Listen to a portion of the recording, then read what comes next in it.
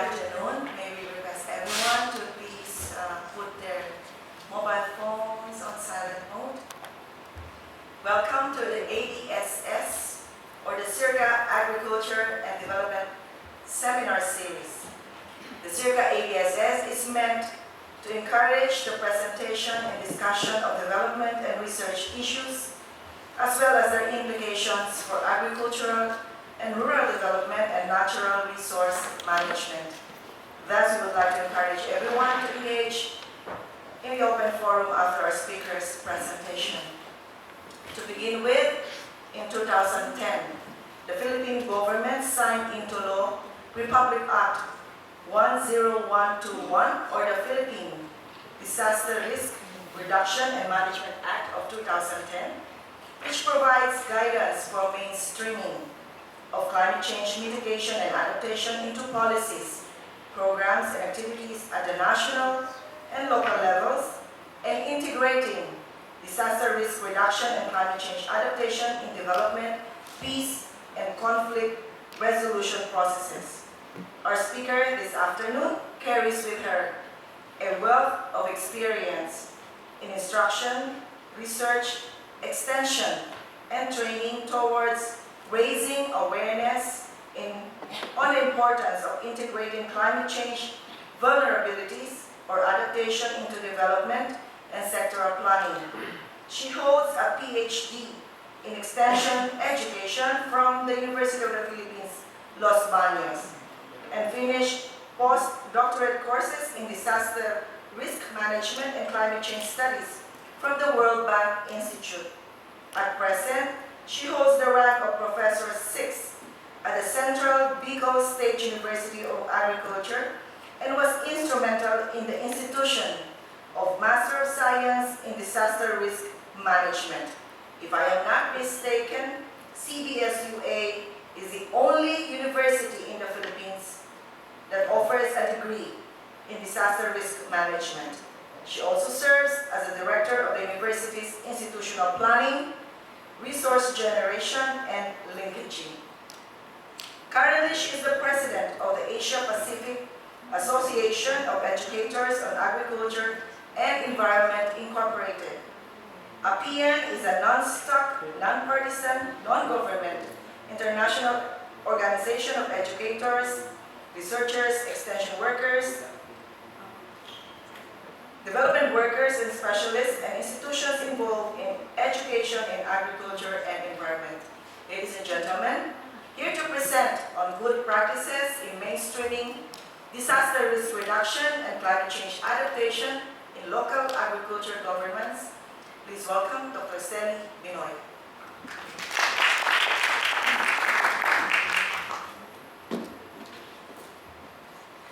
Okay, thank you, Kim. I did not change the title. This is actually the title of the project, but essentially, this is mainstreaming DRR in agricultural governance in the country. And now, expanding to Cambodia and hopefully Laos, PDR by next year.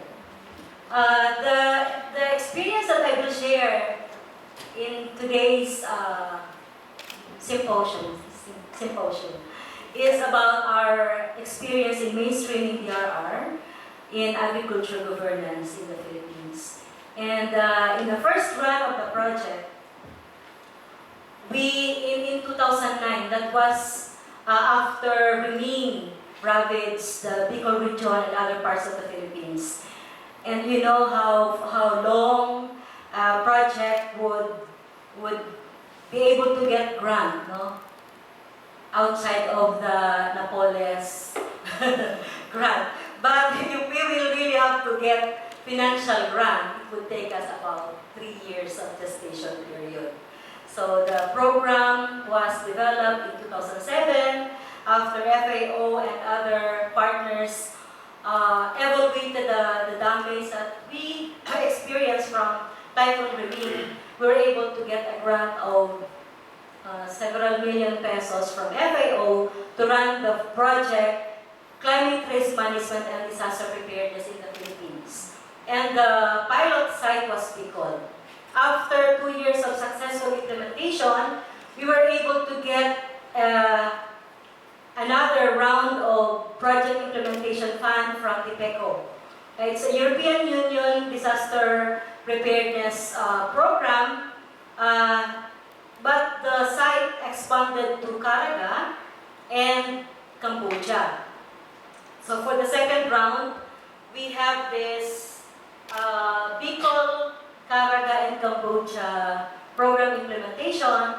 And because they were happy with the results, we were able to come up with a third round for project implementation to be funded again by TIPECO, and this time it will already include now BDR. So that is the brief background of this project. The objective of the project is really to enhance livelihoods resilience in small-scale farmers and fishers, among small-scale farmers and fisher folks in disaster-prone areas in the Philippines and Cambodia through the institutionalization of disaster risk reduction in agriculture. Why agriculture? Because if you know, this is one of the most vulnerable sectors in the livelihoods. No? In livelihoods, the most vulnerable is the agriculture and fishing sectors, because we cannot keep the farm safe, no, from disasters. They are out there. No? At least the animals, we can bring the animals inside safe places, but not perhaps the plants. No? So agriculture and fisheries are the most vulnerable sector, and many of our places in the country are also highly vulnerable to disaster risk. So why livelihoods resilience?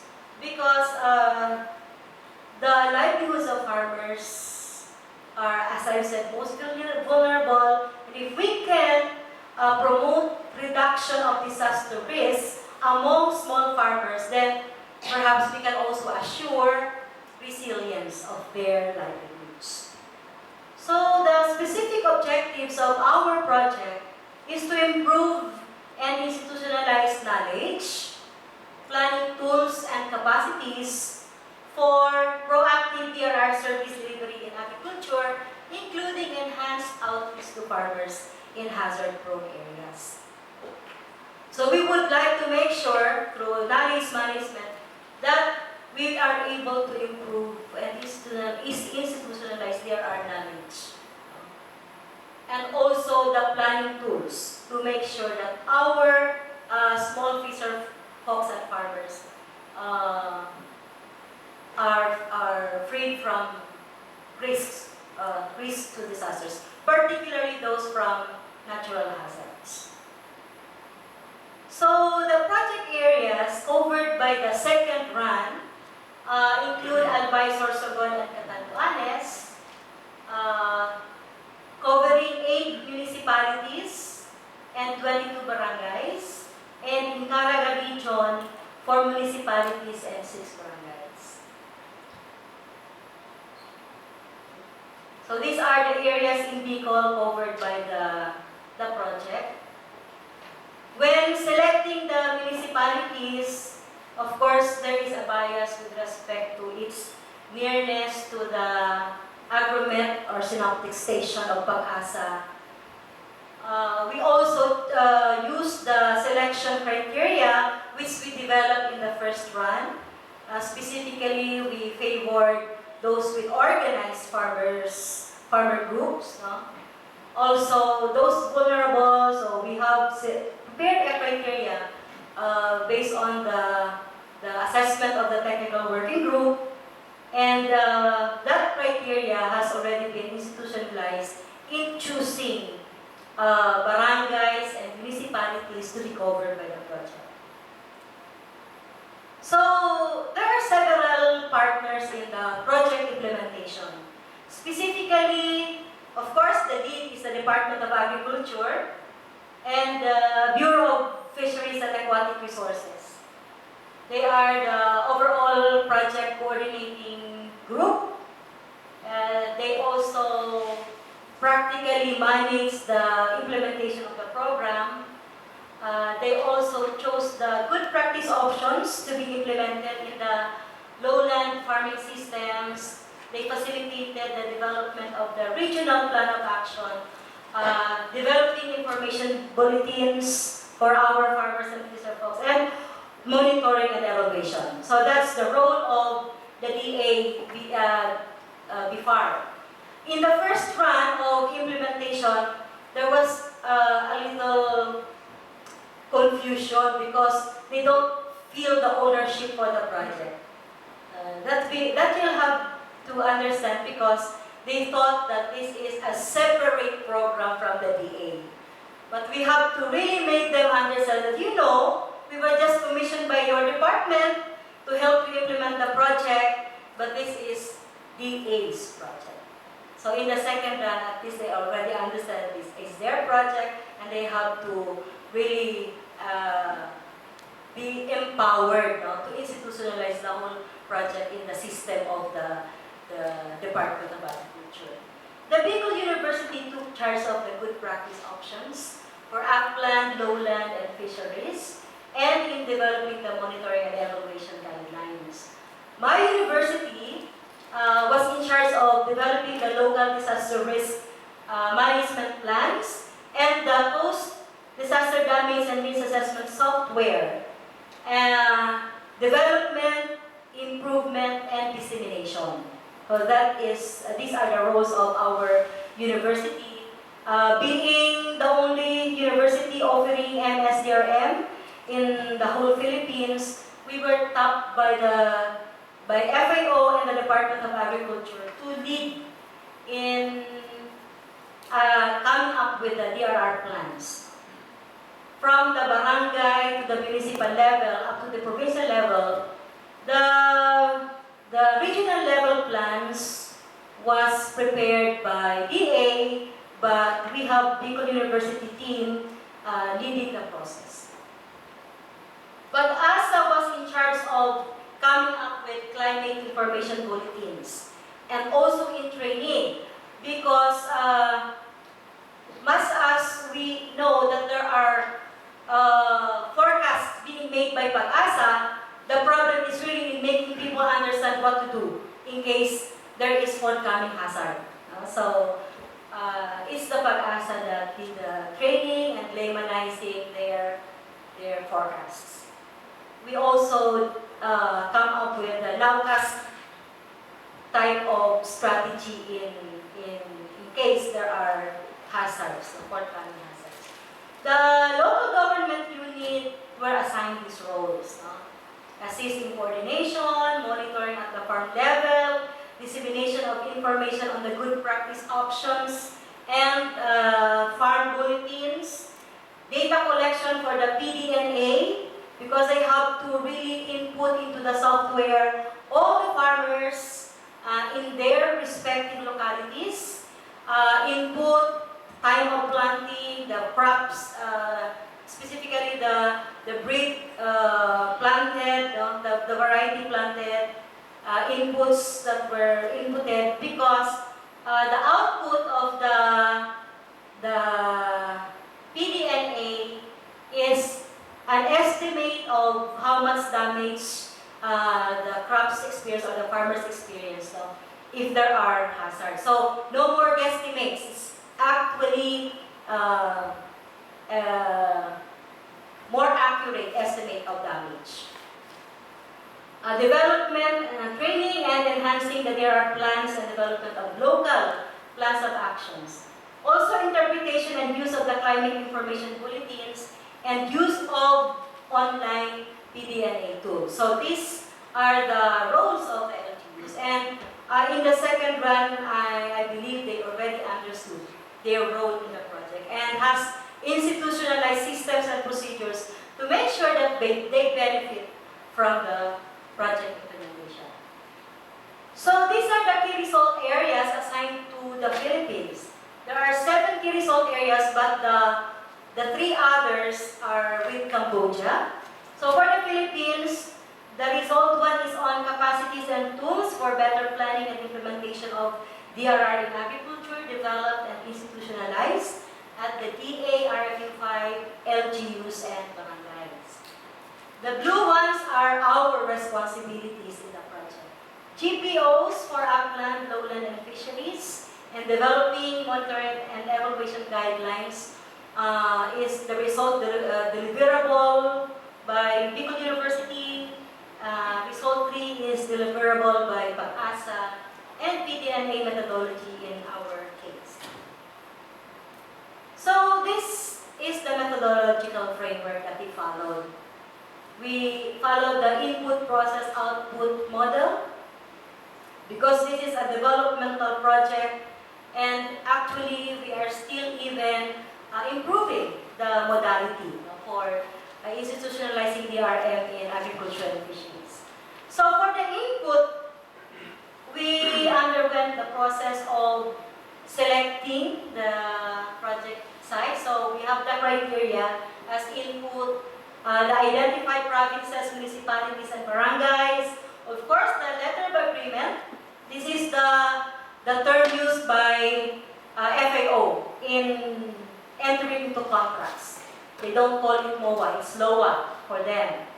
It specifies the tasks, the deliverables of partner agencies. And from there, we organize our project team. We made sure that the members of the project team has the necessary competencies that are required for the implementation of the project. So we did tasking. We selected partner SUCs because we felt that other sites, other projects are too far from Kamsur. We have Albay, Sorsogon, Catanduanes, and Caraga. So we have to select partners, state colleges, and universities, capacitate them, train them to do the DRRM protocols, and make sure that even when we are not in the project site, they're doing the task of ensuring DRM, disaster risk management, in their respective provinces. So for Albay, we have Bicol University, we have Sorsogon State College for Sorsogon, Catanduanes State University for Catanduanes, and Surigao State University for Caraga. Then we developed the detailed work plan and budget. Given the limited budget, we have to make sure that we will be able to survive, implement the project, and deliver the deliverables. We developed the training design because this project is really coming up with a protocol. So the designs are there, the training materials are there, which can easily be used and replicated by other project partners. And then we developed the training modules for capacity development. This commodity statistics for PDNA was gathered from the Bureau of Agricultural Statistics, from the Department of Agriculture, and from other departments and bureaus in charge of the commodities. We developed 4 PDNA tools for rice, corn, coconut, and abaca. So we work closely with the PCA and FIDA, specifically for coconut and abaca, and with the Department of Agriculture for corn and rice, and corn commodities, in order to really make sure that we are using the formula that they are using in specifying specifically in computing or the indicators like yield, inputs, etc. And then monitoring and evaluation tools. So these are the inputs to the project. And the process that we underwent include participatory situation assessment, because we would like to make sure that the local officials understand their hazards.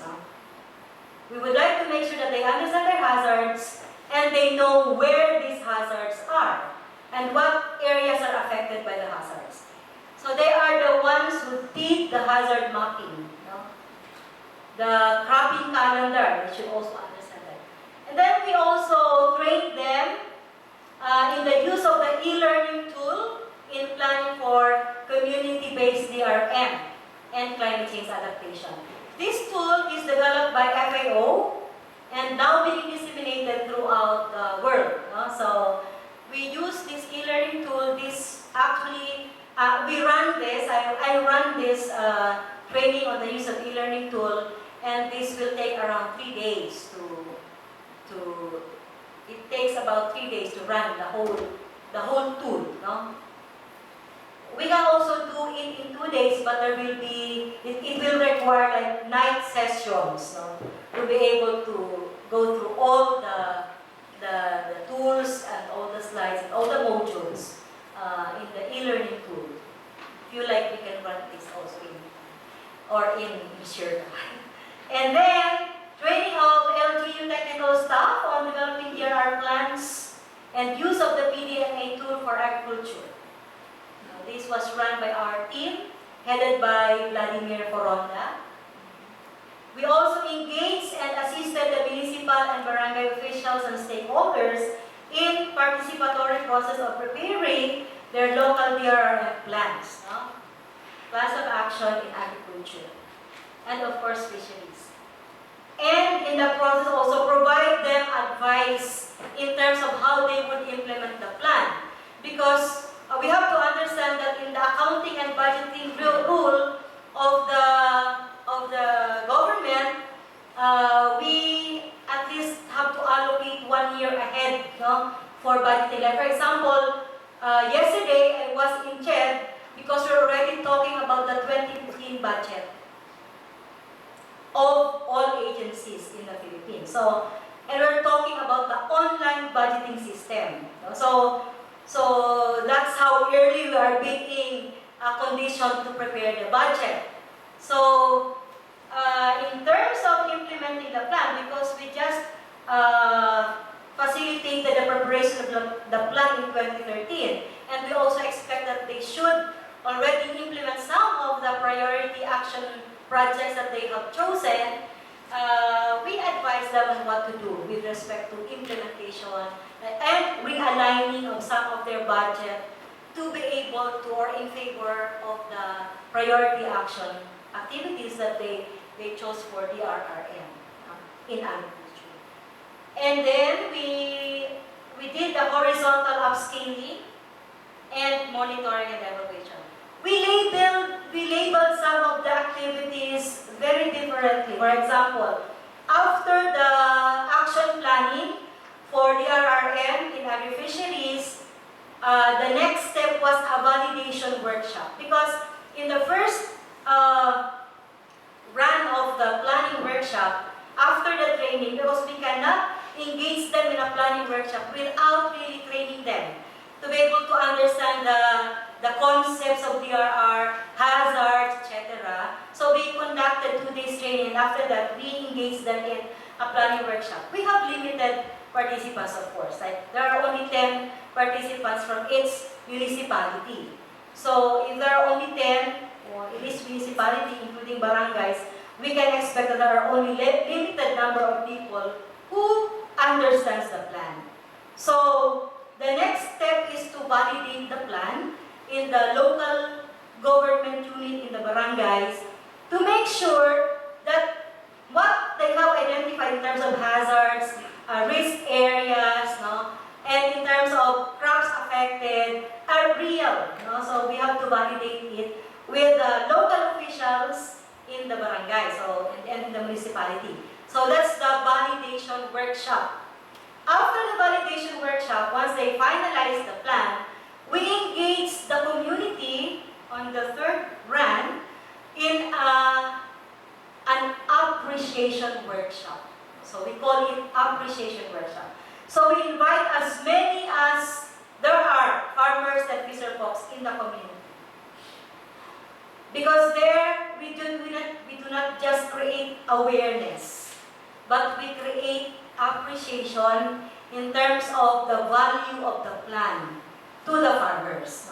Because they are the ones, they are the major stakeholders. So we want them to value the plan and be empowered to advocate to their local officials to implement the plan. Because if they understand that, oh, there is this kind of project, and then we can be assisted if we implement this. So, sila mismo, the people themselves will be the one to push their local officials to fund the activities that are prioritized. So we called it appreciation workshop. And after the appreciation workshop, we expect, or of course, we have to follow up implementation. So the farmers are there, they are excited also to implement the plan. They offer their farm lots as pilot project sites, and engage in we also conducted side by side with this, but in cooperation with the DA, the Climate Smart Field School. So that it's through the Climate Smart Field School that the good practice options are introduced. So we engage the farmers in a Climate Smart Field School. That facilitated the implementation of the POA, or the Plan of Action. The horizontal upscaling here is an activity, this is a terminal activity that we conducted in the municipalities that we covered, but at this point in time, we invited already all other barangay officials in areas that were not covered by the project. So, the officials, the farmers, told their story about how they implemented the project and what benefits they got from implementing the project. So, horizontal upscaling because we thought, or we felt that if they know, if they understand what the project is all about and what has been gained from the project, they will also appreciate what transpired in the whole project cycle, and they themselves request that they be also given that kind of project. Or not, maybe not given, but they will appropriate funds from their era to also implement this kind of project in their barangays. So they know where their era has to go.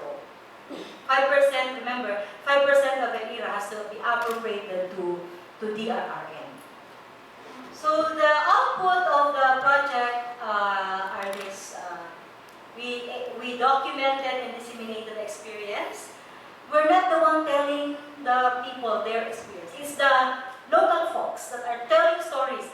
But of course, we have to do coaching. Like, if they have to appear in an audience of local officials, barangay officials, their DRR officers, in the morning, we make them recall what their plans were, what they have achieved, and then help them maybe concretize what they have done and coach them on really what to say. Because if they will appear in front of a big audience without doing that coaching thing, they might not be able to deliver the correct message. They may have the experience, but articulating it would be a different thing. So in the morning, we sit together and we let them narrate what they have done. We show them their plans. Oh, these are your plans. What have you accomplished in these plans? And then together we prepared the PowerPoint presentation. And when they presented their output to the community, they are very credible. They appear to be very credible because they're talking from experience. But we have to help them organize their thoughts, their experience. We help them document their experience, their achievements. We also were able to develop written guidelines for replication of the process. This is actually I received an email this morning that our report was very well done from FAO Rome, and they are now ready to publish it. So, Okay, so we developed this. We developed the pDNA software for 4 commodities, specifically rice, corn, abaca, and coconut. And hopefully, because we haven't tested their resilience, maybe not with Yolanda, but maybe not as strong as Yolanda. But hopefully, the communities know what to do in case there are forthcoming hazards. We don't call a hazard disaster. Typhoons are not disasters if we can manage the risk. Typhoons, earthquakes, these are all hazards. We can only call them disasters if, like what had happened to Central Philippines, if people, communities were not able to manage the risks. But unless they can manage the risks, these are just hazards. Okay, so this is the process that we have undertaken. Just a repetition maybe of just a repetition of what I've said. The rapport building is very important, specifically in understanding the community. Participatory risk assessment, and this is the product, situation assessment report. Planning, so this is the product. Of course, we have to build their capacities, train them in terms of good practice options, etc. And then community plan implementation and management, participatory monitoring and evaluation, and in the whole process, sensitizing with gender, the gender perspective. Why? Because women and men are affected differently by these various hazards. In fact, there are evidences to show that men are more vulnerable than women with respect to DRM. Men are more affected because based on stereotype roles, men are assigned to take care of the livelihoods, no? to make sure that there is food on the table. Women will cook, but men should provide. So, if the livelihood is affected by disasters, men are mostly affected. So, mas grabe yung impact ng disaster sa kalalakihan. In fact, even in the documented cases of suicide, mas marami yung lalaki na nagsusuicide after disaster cases. Mas resilient pa daw yung mga babae because they can make discarded. No? They are more resilient than men. They can strategize. They seem to be more strong when disaster strikes. No?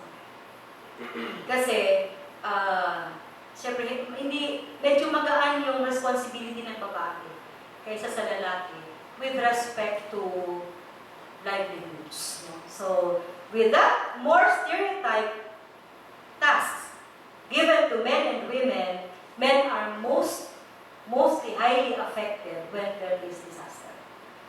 So, we have to take care about the needs of men and women with respect. So we do gender assessment, and we also train them. Actually, we were able to produce a book on gender perspective integration in DRM.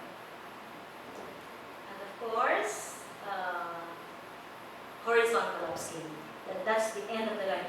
The participatory monitoring and evaluation cut across all the processes.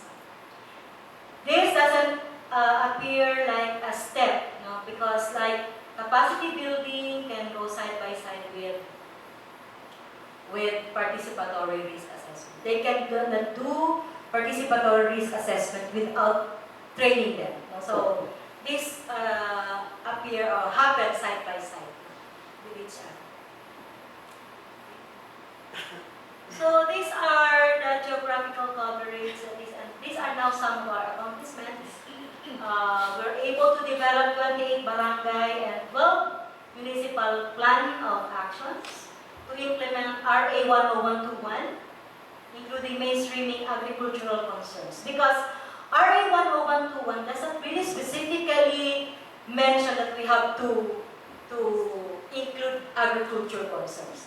In most of the municipalities, the DRR plans doesn't have agriculture concern embedded in the plan. So it's only through the project that they realize that they have to put some emphasis on agricultural concerns. Okay, and then we were able to capacitate and build capacity for DRR planning in the 4 provinces, conducted barangay level training on DRRCC and agriculture, and this is one good accomplishment of our project. We were able to sign a MOA for continued collaboration on DRRM between and among the RDC, the Regional Development Council of Caraga, the Provincial Government of Surigao del Norte, and Surigao State University.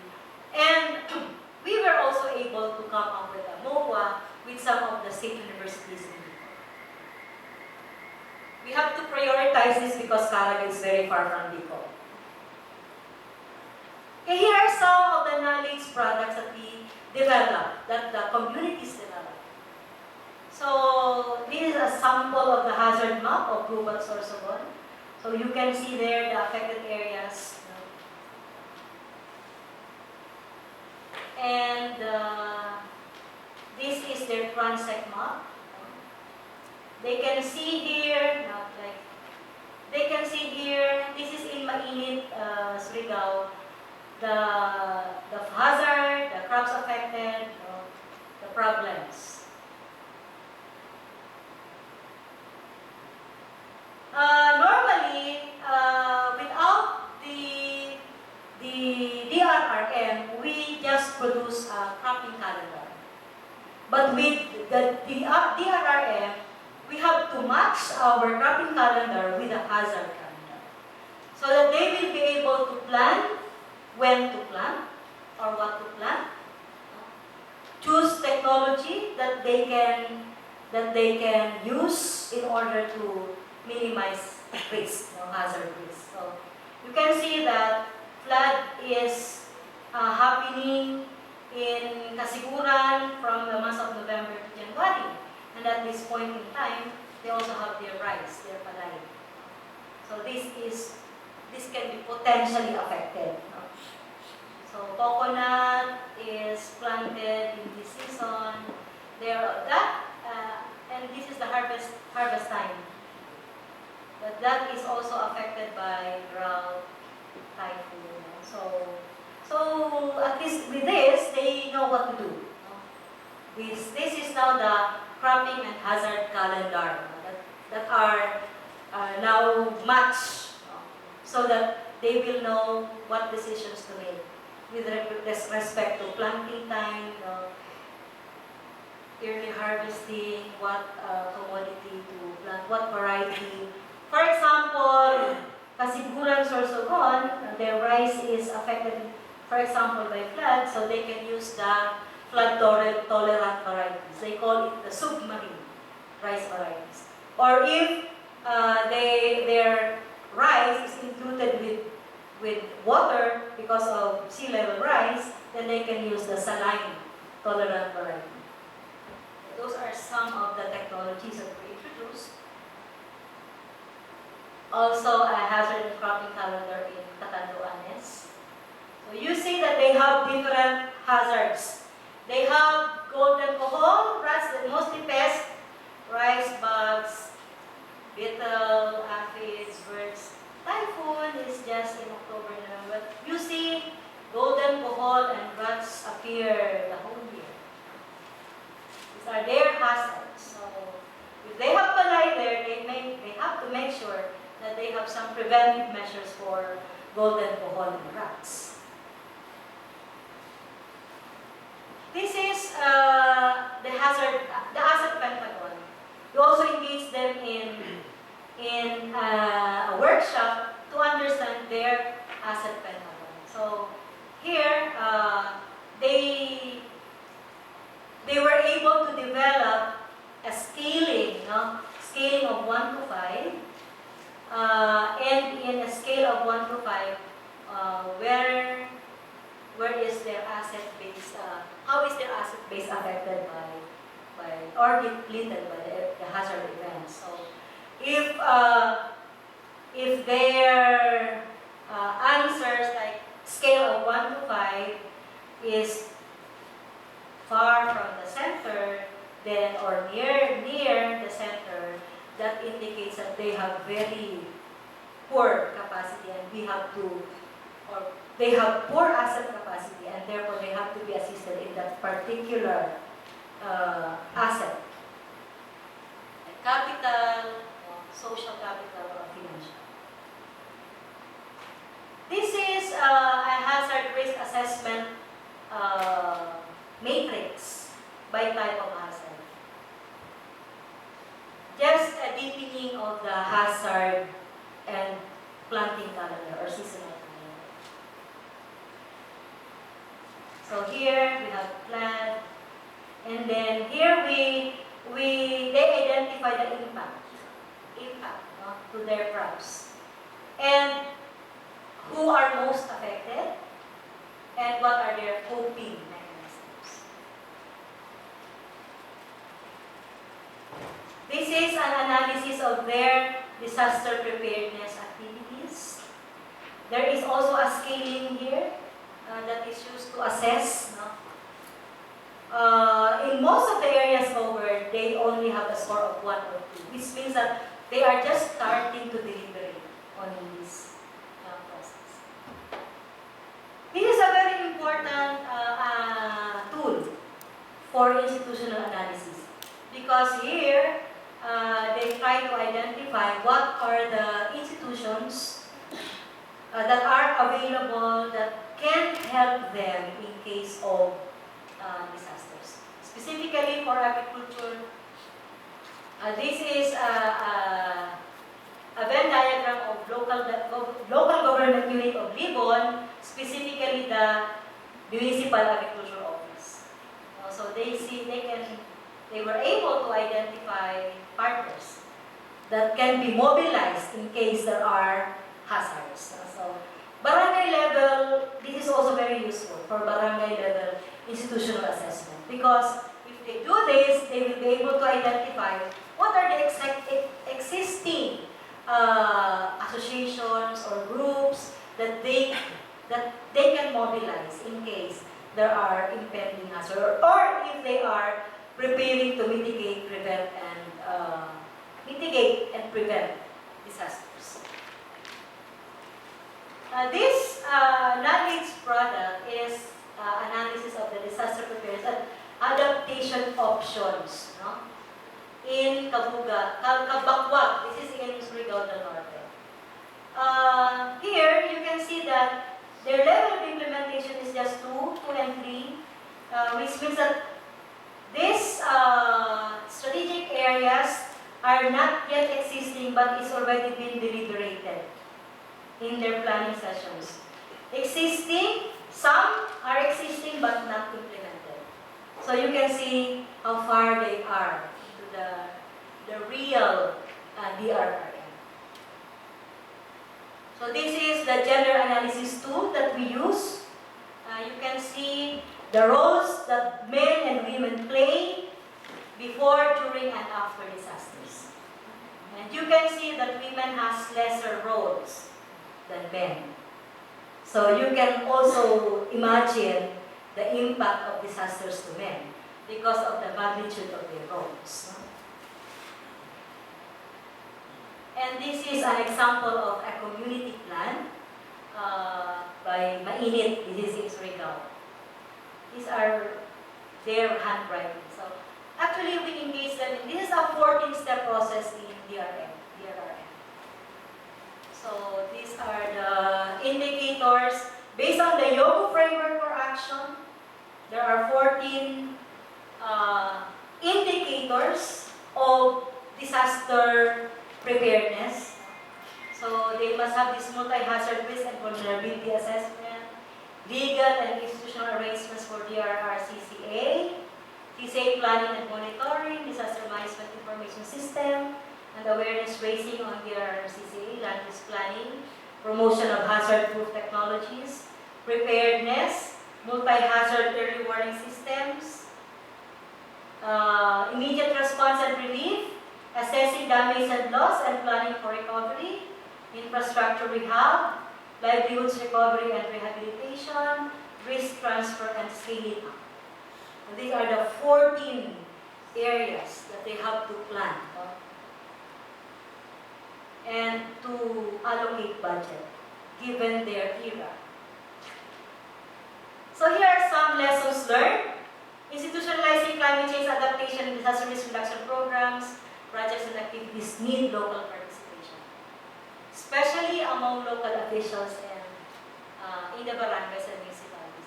There is also a need to form the BDRRM committee because they will be the ones to push the implementation of it. And capacitating the officials and the major stakeholders is also very important. But this would need funding support.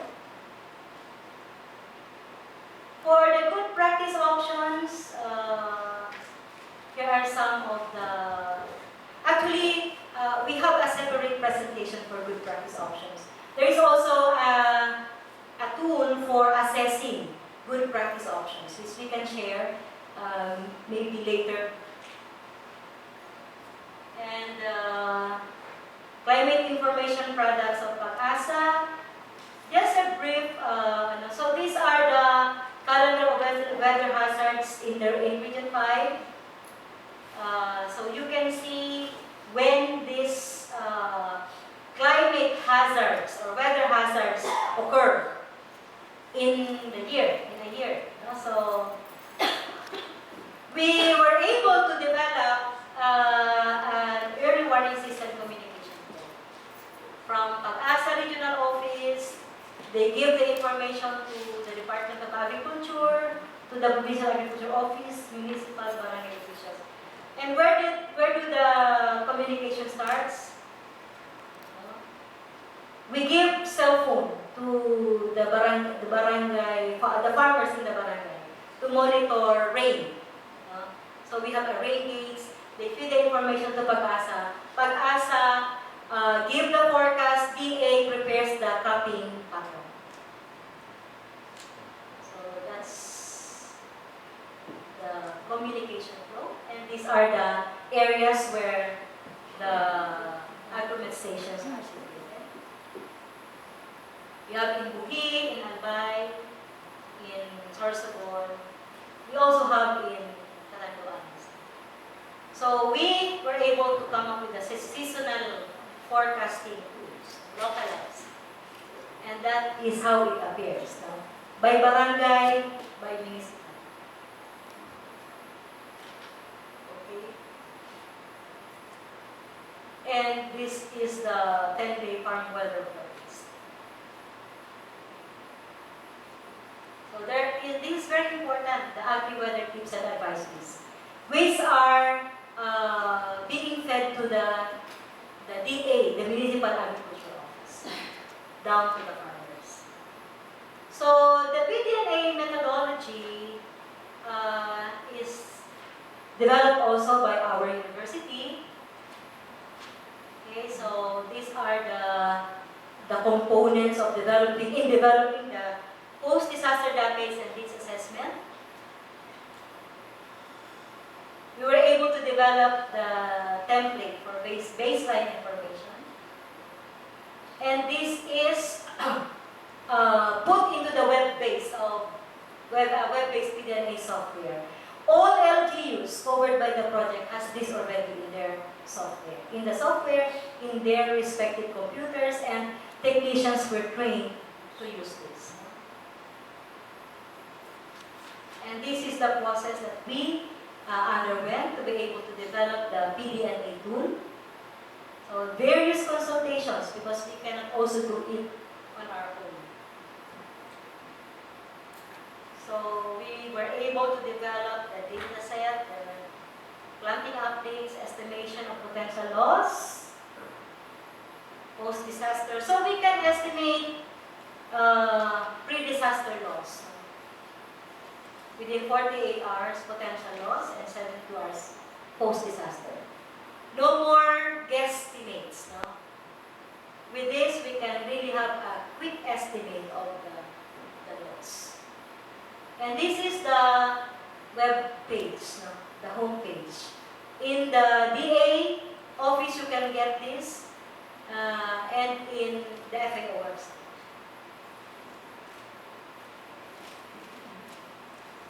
So hopefully we can move to the livestock, poultry, and forestry PDNA, because currently we only have 4. Maybe in the next run, we can include other commodities.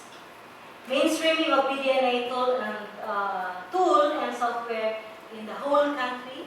Hopefully, we can do that, because we have already covered 2 regions, and this is now being also run in other regions in the country. And integration of GIS maps to visualize disaster vulnerabilities of agricultural areas. So here are some of the documents. You can see that we empower our local partners. They are the ones implementing, and they are the ones telling stories about what they are doing in the areas. It's a good thing also that the PECO and FAO come once in a while to monitor, because they also set the direction how to go about implementing the project to make sure that we are able to deliver the targets.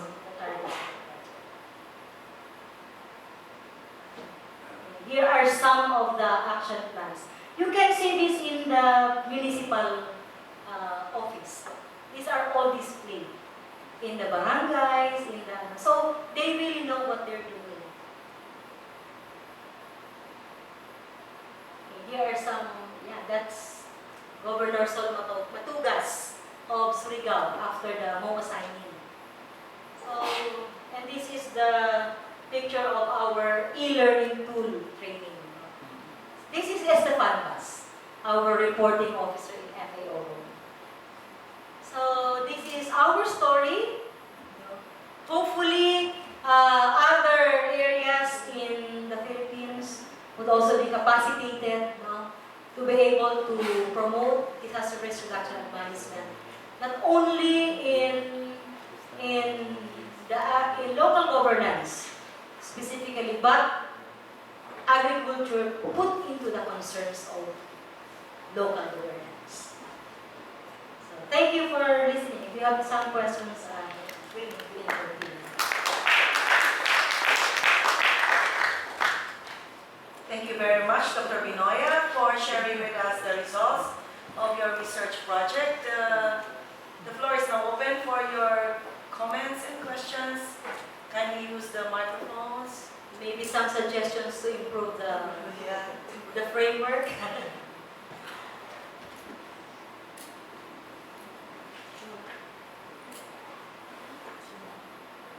Dr. Cadiz? Stan. Congratulations, that was good. Yeah. What are your plans for phase 3? Are there plans for upscaling? That's my first question. And the second is, knowing that you have a master's program on disaster risk reduction, do you involve your students, and how do you involve your students in these undertakings? The third run will cover more of the Mindanao areas and some parts of Visayas. That's the third run. We will still continue with the Bicol project sites, but it will already be the local government units that will be doing the upscaling. Actually, Gubat has already started. The municipal and barangay officials and farmers who were trained in doing the plan of actions are now training other barangays to do their DRRM plan. So they are now doing that. They have actually, they are motivated already to really upscale their plans with other barangays. So we will be concentrating more on Mindanao areas and the Central Philippines. And on the third run, Lao PDR will already be included. The PERCO has committed to finance the third run, and hopefully some other parts of the Philippines that are found to be very vulnerable to disasters, particularly natural disasters, would be included in the third run. When we were developing the concept note for the third run of the project, we already engaged the regional directors of DA in Mindanao. So they will be included. We engage our students in the planning. Actually, we involve them in our capacity building activities. No? There are any situation assessment. Like for example, I'm teaching research techniques in disaster risk management, and part of the research techniques, like when we do hazard vulnerability and capacity assessment, we engage our students. But before we bring them to the project, we make sure also that they do practice in some of the local sites in Camarines Sur and Albay, because other sites are far and it's very expensive also to bring them to these sites. But we do engage them in HVC, hazard vulnerability capacity assessment, in our areas, in more vulnerable sites in Camarines Sur. But in the project, we also engage, like, there are students that are based in Catanduanes whom I engage in the horizontal upscaling. So, especially because she is being groomed by the provincial governor to become the provincial BRRM officer. So I engage her in the horizontal upscaling. When appropriate, we engage the students. Whenever appropriate. And whenever financing allows. The budget is very limited. Covering results 1 and 4, the PDNA tool, and covering 2 regions, we're only given 2.2 million to run the project in 1 year. So actually, we also have to put in some budget from the university to cover up some other expenses. Because it's very small, no? Covering 28 barangays and 12 municipalities in Bicol and Caraga. So the budget is really small. In fact, there's no budget for our team. There's no budget for our team. What we do is we give them. There is a daily DSA. No? That's the money that we give them for their allowance. Only the DSA, limited amount of DSA, 1,000 per day. So we have to survive, but we have to remember. We understand. We have to make them understand that it's also part of developing their track record in the RM. So they also give their best. They give their best. Any more questions?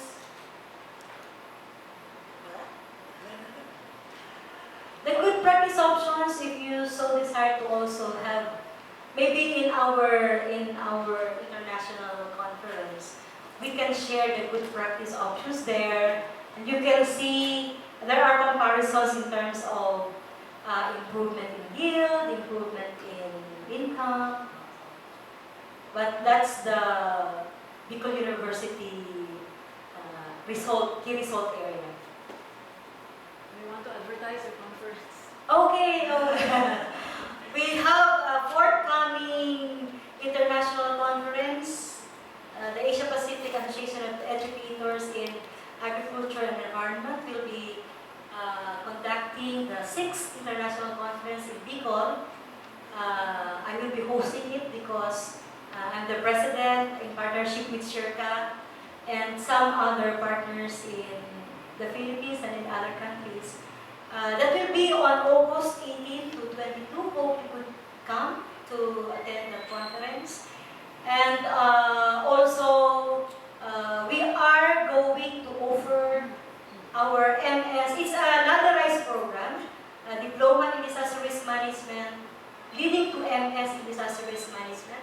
We will start offering the online course by June.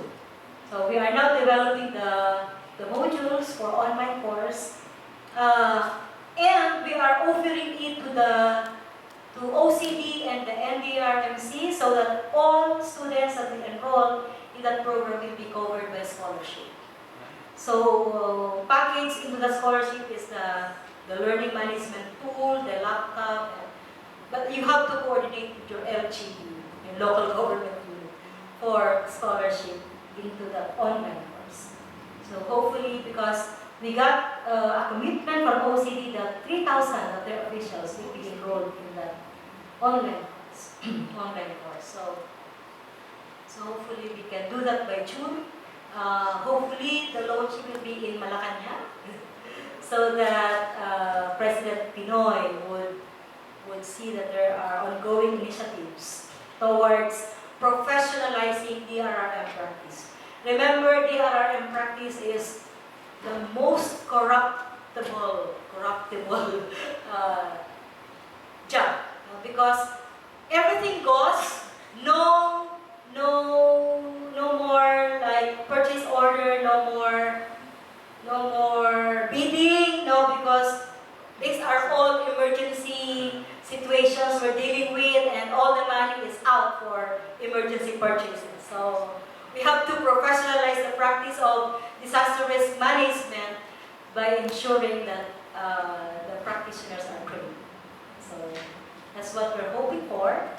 We were able to produce 68 diploma graduates already since 2008 when we first implemented the program, and 18 MS graduates. They are now in many parts of the ASEAN. They were able to get consultancy immediately.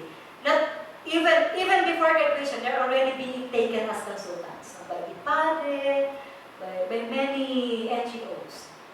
So this course is very attractive specifically for those who are very competitive, no? Very competitive graduates. So many of our graduates are in the NGOs. BRM, Save the Children, Plan International, IPADE, and we also have students. We have medical students, doctors. In Manila, there are like 5 students from Manila going to Bicol every weekend just to study in the MSDRM course. Yung isa pumunta na sa Africa, Doctor of Medicine. Natapos niya lang diploma. Meron kaming vetmed, maraming principals, no? May mga nurses. So, kasi if you study the composition of the Municipal Disaster Risk Reduction and Management Council, there are 21 offices involved in municipal DRRM. And all of them are potential students. So they can come from all walks of life. So, merong social worker, merong nurse, merong doktor, merong vetmed, merong taga-DA, merong maraming taga-fire, Bureau of Fire, Police, PC, Army, yung regional director nga ng Philippine Constabulary, estudyante namin. They're also studying in our course. So practically all professionals in all walks of life, they are in our course. It's very interesting. Can imagine it really relevant. So the engagement, the discussions is really very lively, you know, because there's a lot of sharing of experiences. And peer teaching is very much at work, no? Because like people in the Red Cross would be giving trainings on first aid.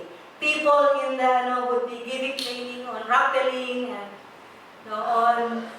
may mga rappelling, and then yung pagsisisid sa dagat, no? So marami, they themselves share their expertise. So very much at work yung peer teaching. Maganda. Napakaganda experience. Okay, enroll na tayo lahat. Sa online. Very Sa online. Okay, so thank you very much again, Dr. Binoya. That wraps up our open forum to, Thank you for inviting me. yeah, it's our honor to have you here with us this afternoon. If you need to take a closer look at Dr. Binoya's presentation, it will be made available in our website, Yes, yes. yeah, www.circa.org. Okay. So to present Circa's tokens of